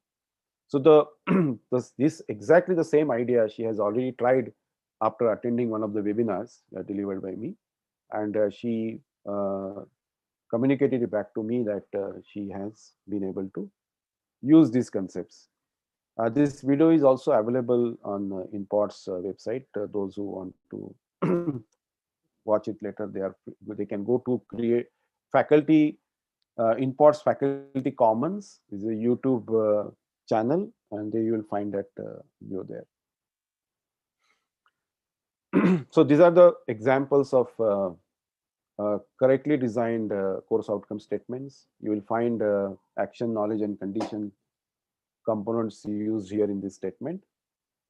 You can, again, this is another example. This is also another example. And incorrectly designed statements are like this.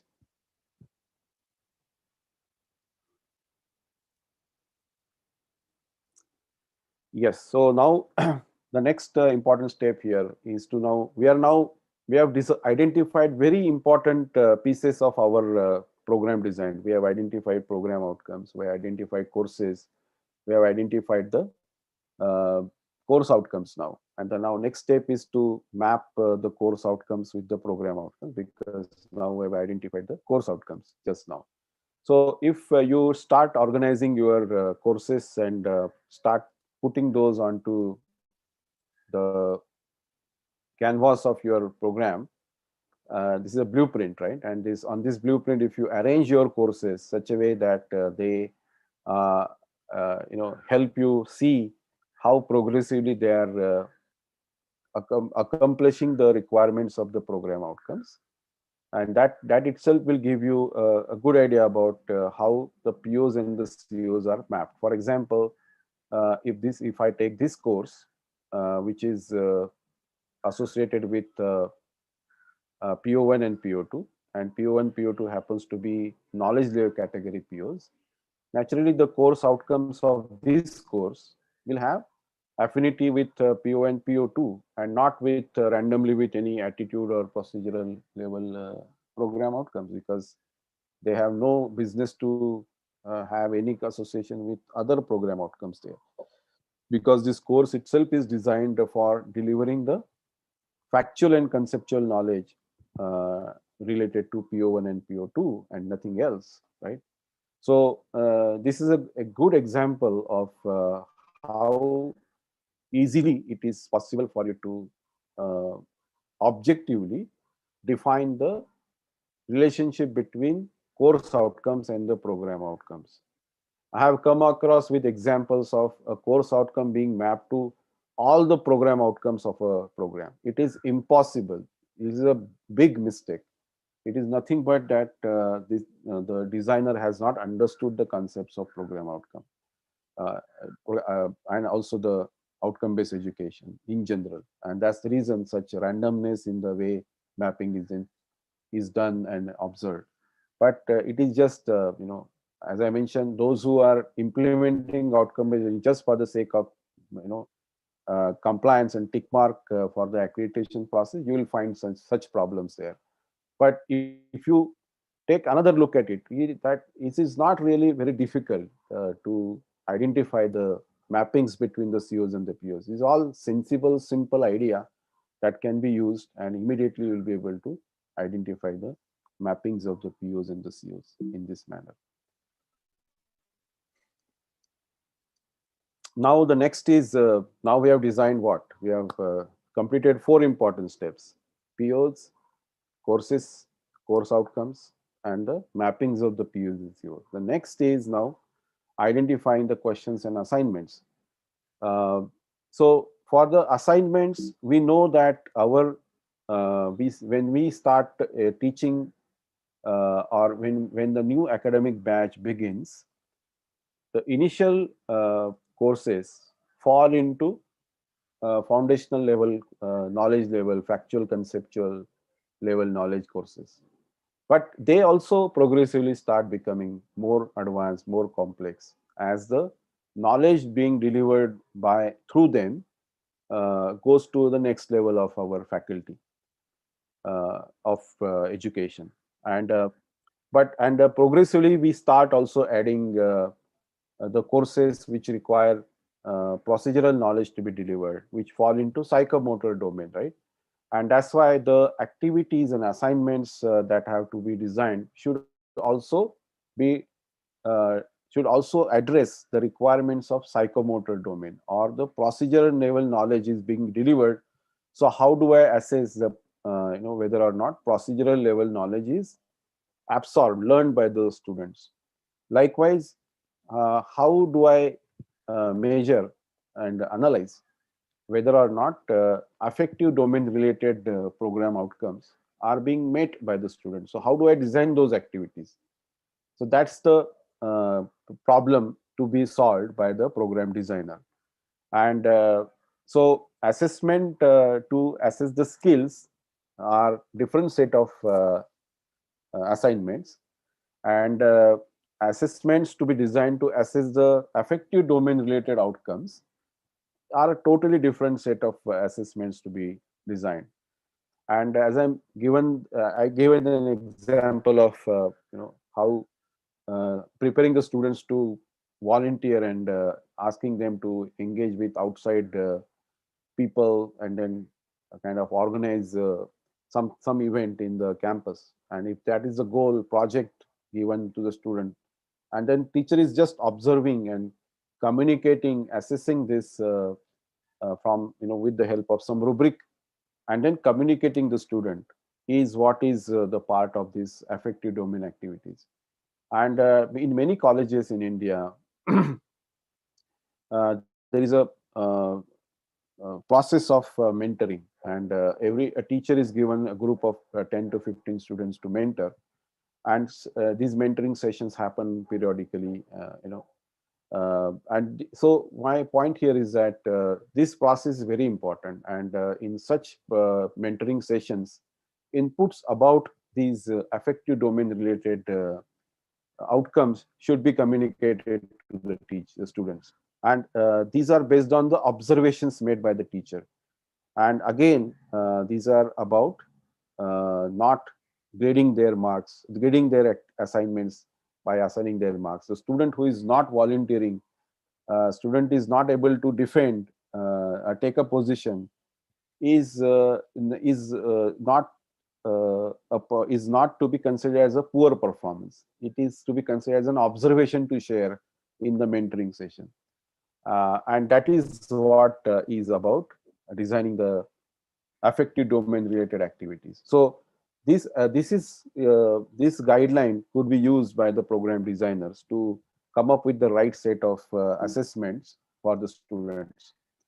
And when it comes to designing the questions, it is actually another simple step. Once you have this blueprint in front of you, if you look at what knowledge levels these groups of courses are delivering, you would tend to see that there are more factual and conceptual, less procedural knowledge is being delivered in the initial stages, and then it becomes more complex, less factual, more procedural, and more metacognitive knowledge that is being to be delivered. That's the design of the program, and based on that, you can calibrate the complexity of the questions to be asked. You can progressively take the questions to the next level to assess. Here in this case, evaluate. Here in this case, you can just be okay with apply level questions. More of remember, more of understand, less of apply. Here you increase the percentage of the apply. Here you introduce the evaluate level questions also, and here you have to add more questions related to evaluate, and then reduce the percentage of other lower order thinking skills. So this is the way the designing of the program completes in all respects, and then the actual teaching learning begins, in which references of these program designing is taken. So that is about program design. So I believe that this designing helps you to take the discussion to the next level, this discussion, and then be prepared for understanding the concepts of analysis of outcomes. So this is design, and now once the design is implemented, how the outcomes have to be analyzed, how to identify the weaker student, how to plan the remedial action is the second part of this discussion. I think we have organizers. Organizers, please tell me how much time is left, and then accordingly I will kind of deliver this second part of my presentation. And in the meantime, let me also address some of the questions here. Dr. Joshi has asked, maybe BTech program has POs and BTech civil as. No, I have answered this question already. Dr. Pipin Joshi, I guess you got the answer during my explanation of what is POSOs.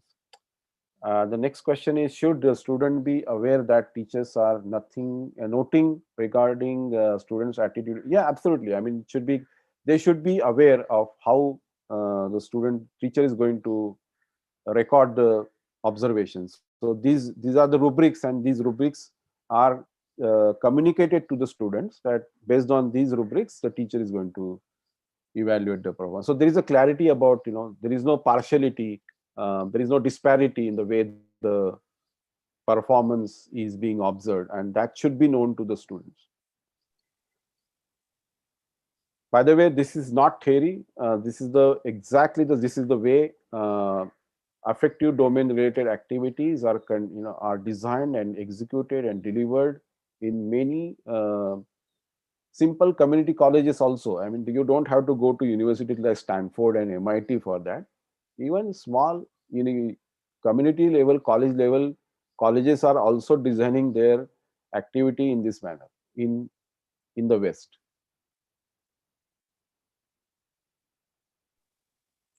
I would appreciate if organizers check whether there are any questions on YouTube, and then so we have one more question, which is on the YouTube channel.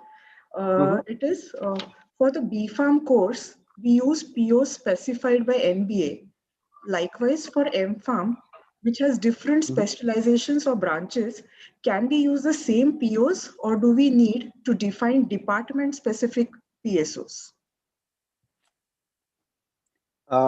So same set of POs. For again here the program designer has to think whether the standards defined by, actually if you look at the NBA specification, the POs are taken from the graduate attributes, and they have suggested that you have to take these core program outcomes for your program, and you should define another set of program specific outcomes if you believe that the defined program outcomes are not fulfilling the requirement of your program. So for MTech program, you can always refer the same graduate attribute standard taxonomy. Pick and choose the right set of program outcomes for you. If you believe that the graduate attributes taxonomy is not fulfilling the requirement of your program, you add your own 2 to 3 or 5, whatever number of program outcomes you want to design yourself, and which could be called as program specific outcomes. As I told earlier, once you design these outcomes at the program level, you don't have to continue to call them as PSOs, PSOs, PSOs. There is no need. They're all POs only once you design those. So its only thing is that those are your own design POs and not the standard taken from anyone. But once you identify that this is the set of outcomes I'm going to measure at the program level, then the things are pretty simple. And then you design the courses, course outcomes, assessments, questions. It is same. You don't have to then continue to distinguish these PSOs always that, hey, these are the PSOs. Do I have to give some other treatment? No, there is no need. Okay, now the next question.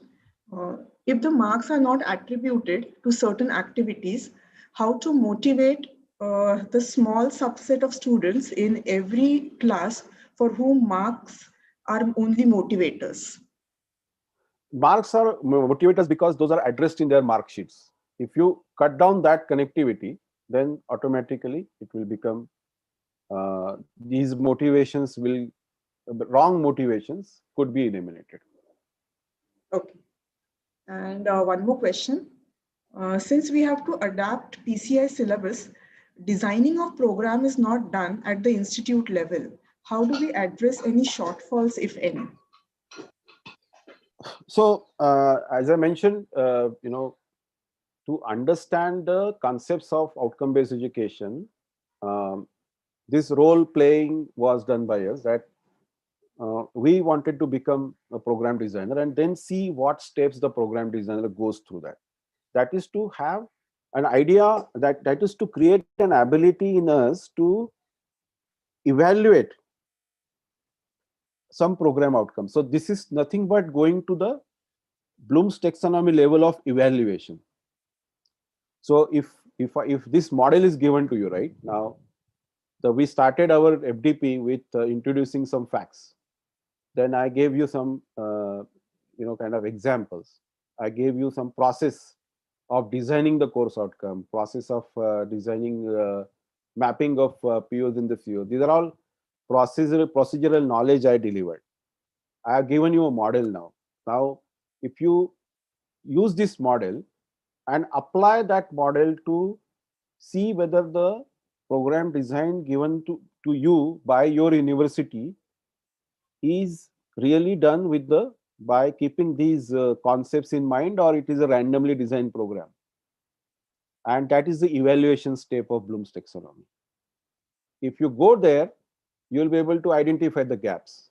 And then, although it is not possible for you to address those gaps immediately on the next day, but at least such feedback could be given to the university, to the board of studies. Many faculty members in affiliated colleges perform important roles at the university level, and they should take this to university.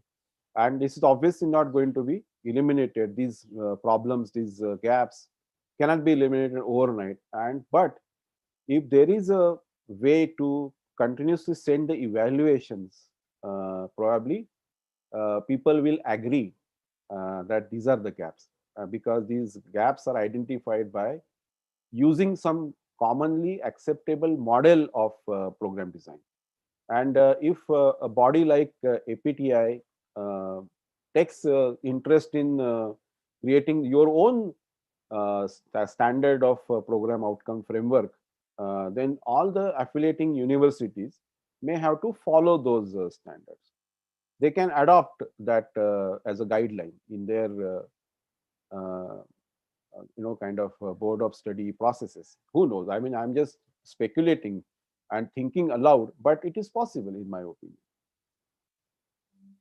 And because APTI is an apex body, and they can come out with their own recommendations about what should be the program design approach for pharmacy programs. So that is the way.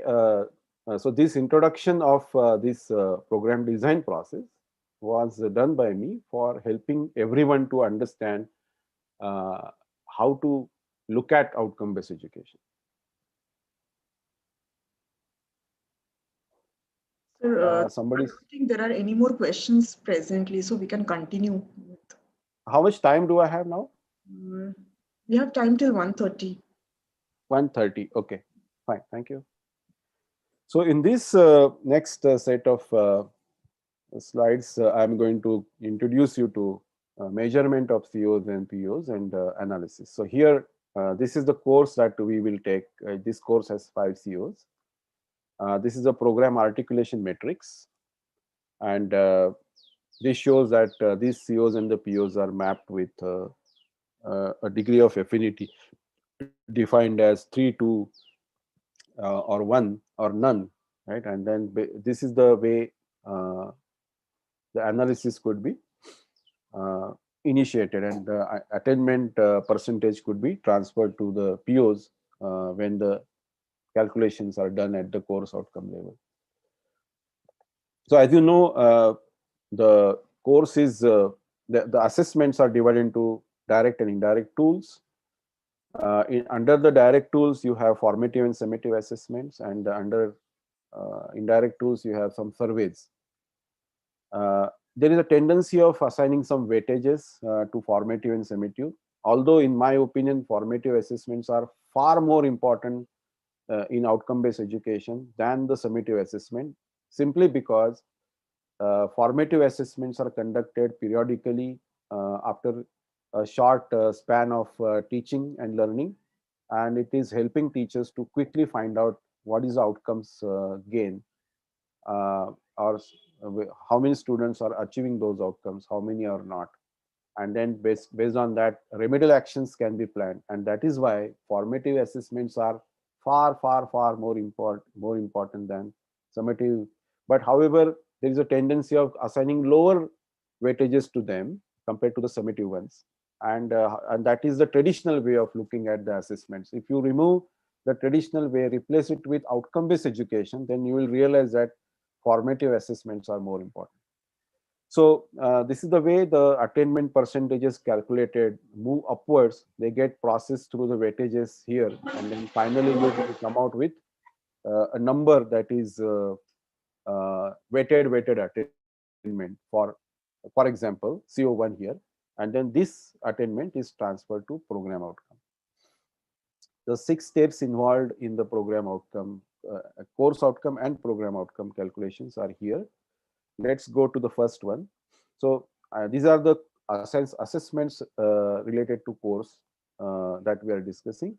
Each assignment has a few questions, and these questions are mapped to course outcomes.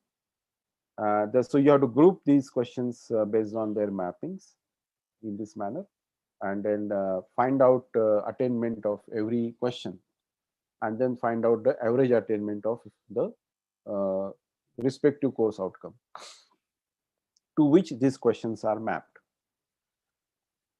So to calculate the attainment of every question associated with CO1, for example, you have to first of all know what is the threshold of a question. And this threshold is nothing but the concept is same. The pass-fail percentage is 35% is also a threshold, but that is applied on the complete course. Here the threshold is a dimension that is applied to every question. So instead of So it is in a way passing or failing the student for a question and not for the whole course. That is the difference in the concept here.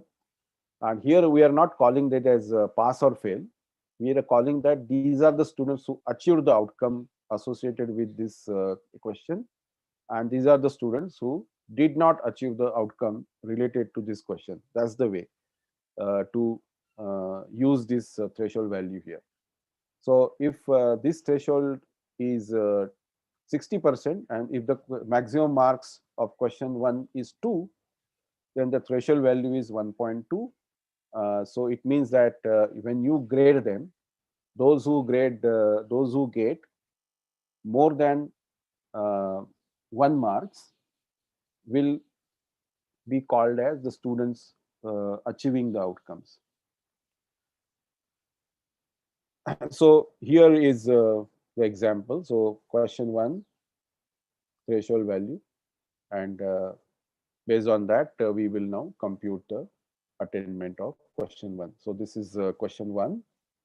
Bold letters represent the students, and these are the marks scored by them in this row following the bold letters. The green blocks are the students who are above that threshold line. So when you count those students, you will get 26 students above this threshold line, which means that 43% students have achieved the outcome related to this question, which was CO1. So 43 is the attainment percentage from this question, which is to be transferred to CO1. Likewise, we will compute the attainment for question 2 and question 3, and then we will compute the average attainment of CO1 for as and when the questions are being asked and answered, analyzed, then this percentage will continue to change at the CO1 level. But once all the questions are asked, analyzed, and then computation is done, we will get average the student performance for CO1, and which happens to be 53.3% here. Likewise, question 2, question 3 percentage is also computed, and then finally we will get the course outcome percentages for the whole course here. And then in the next step, now we have to find out whether there are any percentages which are below the target levels and then address those. So for example, here the target was 55%. 2 course outcomes have been below the target levels. So now that becomes a point of analysis. So if you go back to your starting point, you will find that question 1 and question 3 were below the target level actually. And this gives you, so when as soon as the first test was conducted by you, 43% was the attainment, and if at that time if you had this notion of target in mind, then you would have immediately analyzed why 53% is the attainment below the target. So you would find that these are the students who are below the threshold point, and then remedial actions could be planned based on this. So now the next is passing the attainment percentages to program outcomes, which are mapped to these COs. So when you transfer this PO attainment, I'm sorry, course outcome attainment, this is the way to transfer that. In the other way of transferring this attainment is by looking at degree of affinity. In PO and CO1, the degree of affinity is substantial, and that is represented by this weightage. And then when the attainment is transferred, you will get weightage of as mentioned on the right side.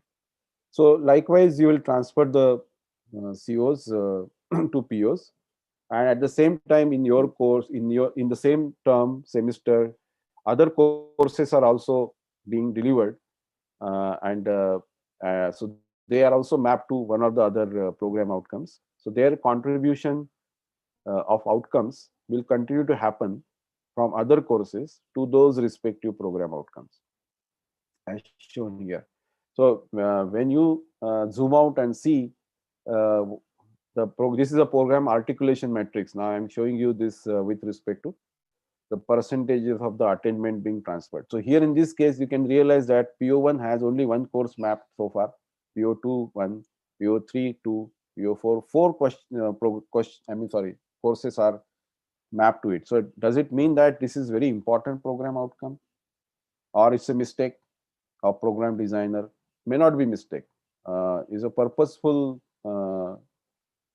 activity, or sorry, step taken by the program designer, because PO4 is a very important program outcome to be achieved by the pharmacy students to be able to do better after the undergraduation program is over, for example. And then why it is very important, that there has to be some reasons behind it based on the feedback received from your alumni or feedback received from employers, right? And they are telling you that this is very important program outcome. So you do pad it up with more courses or more activities associated. Make sure that it doesn't fall below certain levels. Always keep a track of that. The moment you find a little drop in the attainment of PO4, do some remedial actions. These are the kind of inputs being received by the program designer from the outside world, and based on that, this becomes a very important program outcome to be tracked and monitored, and that's why targets are important. So if you further zoom out, you will see that a completed batch will have maximum data, and this completed batch will be able to give you a kind of baseline for monitoring the percentage of the program outcomes achieved in the other academic batch that are running at the same time. So other batches would have completed partial delivery of the courses through their terms, and you'll have progressive data reaching the program outcomes, and then these numbers have to be compared with the baseline data coming from the batch that is already over. This could be a simple way to compute the baseline for the targets. And then in the in NBA manual, there is a notion of attainment levels. So the percentage of the course outcome is converted into ones and twos and three. So there is a way to convert these percentages, and you can do that very easily after you create that bucket and the ranges. And then you transfer the normalized number of 1, 2, 3 to program outcome in this manner. InPods is a very advanced learning management system, which is outcome-based system, and it has been already designed for handling the processes required for NBA accreditation and outcomes analysis based on that, weaker student analysis, and the though our users of our technology are being able to fulfill the requirements of the accreditation processes like NBA and NAC. And we give very rich analysis. We go far beyond just the accreditation process, which is helping institutions like BITS Pilani also to implement outcomes-based education for certain programs.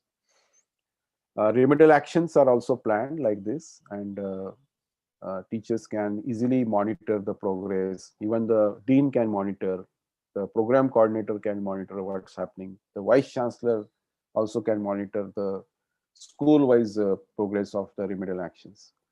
So that is about the outcomes analysis and remedial actions identify weaker students. InPods wants to take this to the next level, and we have created a YouTube channel and Telegram group called InPods Faculty Commons, and we invite the faculty members who are interested to practice some of the concepts of outcome-based education and create those as best practices and share with the community of teachers, and so that everybody can learn from each other. So these best practices could be delivered by them by creating a small video to show how exactly the best practice is implemented, what the benefits are, and then this video could be shared on InPod's Faculty Commons YouTube channel. We will kind of promote that video to in the community of teachers in India, and they can watch that video, ask the questions. So this is a kind of contribution made by the motivated faculty members who want to do something different in the field of outcomes-based education in their respective domain of higher education. And this is the license of that is to be considered by them, which is called as Creative Commons, which allows others to use their the work by referring their name, but they should be able to modify it a little bit for their own purpose. So that's the creative, non-commercial, share-alike licensing type that you have to consider when you share your work to others through our community platform. So that is InPod's Faculty Commons, and these are my contact details flashed on your screen right now. Please feel free to communicate with me anytime after this webinar, faculty FDP also, and I'll be glad to respond to your questions if any. That's it from my end, organizers right now. At this point in time, the next 10 to 15 minutes we can keep for questions and answers if any. Thank you, sir. There is one more question. How should we use the data regarding questions not attempted by students? Say if the question is attempt any 5 out of 7 questions and one particular question is not attempted by many students. Yeah, so so this issue is more important when there are optional questions. So denominator, this question comes from the fear of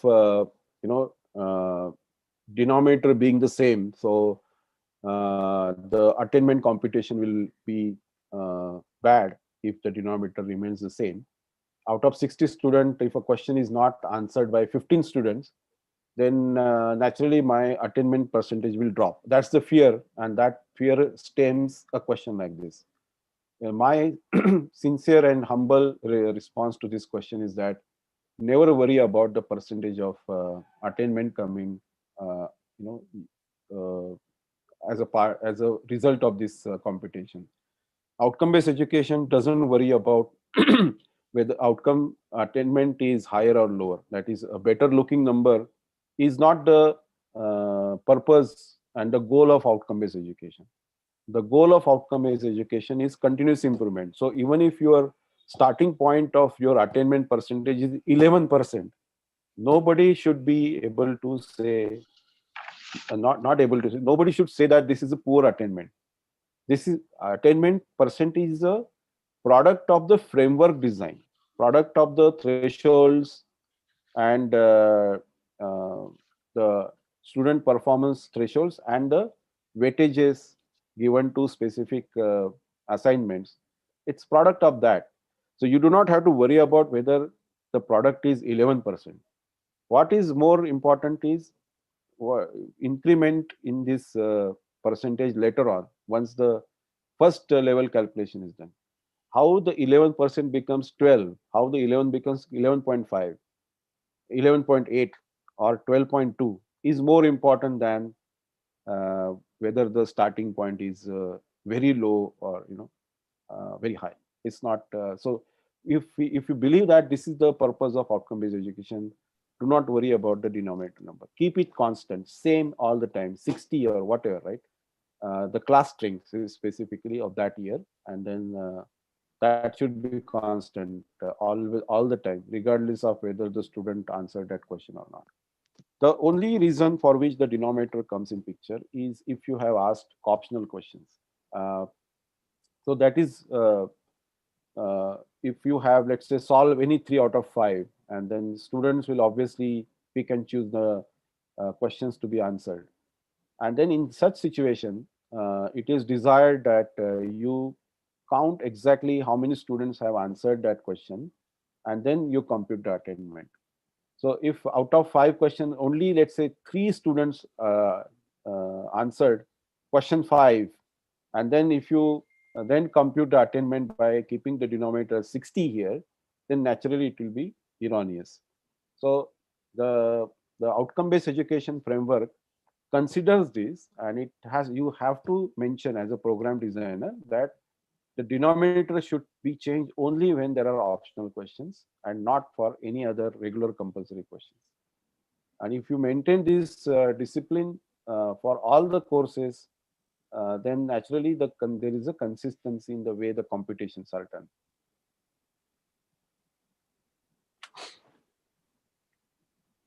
I request the participants, if you have any more questions, please post it in the chat box.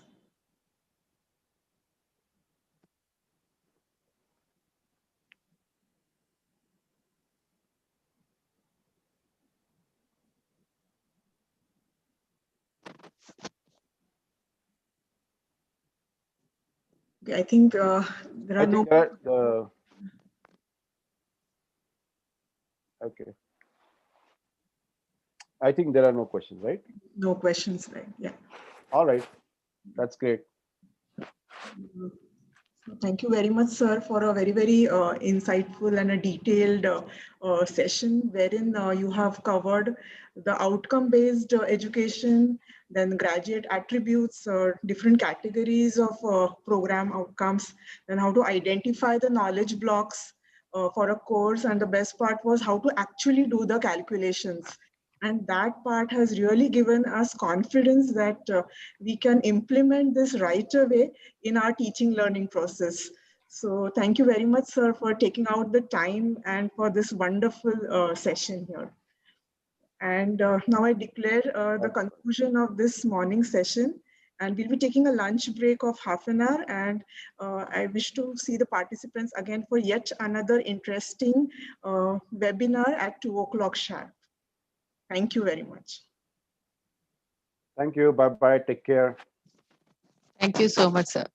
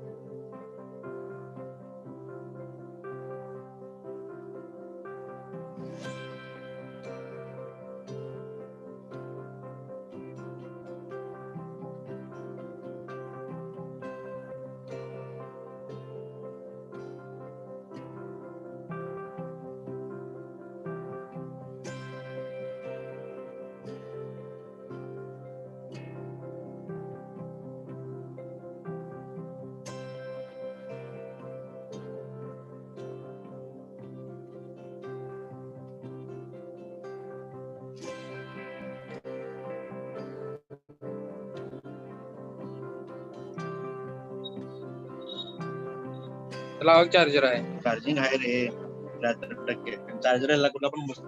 हे काय आहे? सी type आहे. काय